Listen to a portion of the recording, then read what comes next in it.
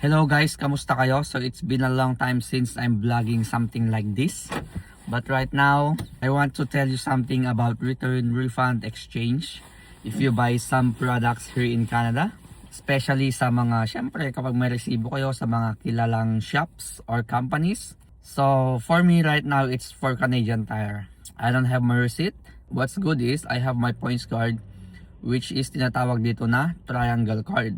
So bumili kasi ako dito sa Canadian Tire last November, sent ng shoes. I'm using it for my work.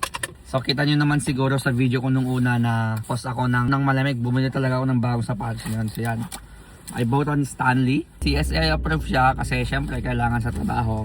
So kanina kasi pagkatapos kong mag-work, sira yung dito niya. Dito, parang napunit siya. Hindi ko naman siya inaano.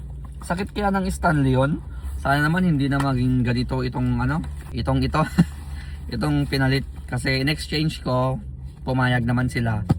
Ginamit ko yung triangle card ko because I don't have the receipt anymore. But right now I'm planning to keep it, man. Kasi sayang, 'di ba, kung hindi mo ipapalit. Nasira nang hindi mo alam. I think that's manufacturer's fault. And it's good that I exchange it. So kung sakaling bumili kayo ng mga gamit niyo dito sa Canada, huwag niyo wawalain yung resibo niyo. Or kundi, kung nawala nyo yung resibo nyo, i-search nyo kung pwede bang i-exchange o return refund. Ang return refund lang kasi kapag hindi pa nabuksan eh.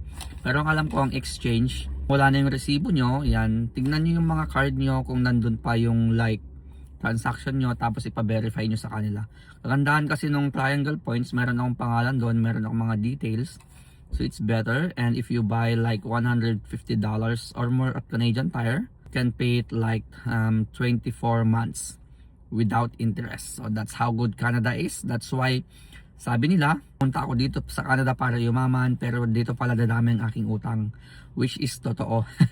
Kasi na-accumulate yung mga inuutang mo, which is na maliit lang yung binabayaran mo yung monthly price niya, pero na-accumulate kaya dumadami yung utang mo. Yan lamang po. For more updates and tips like this, follow for more po. Pa-share na rin po ng video ko. Thank you po. God bless.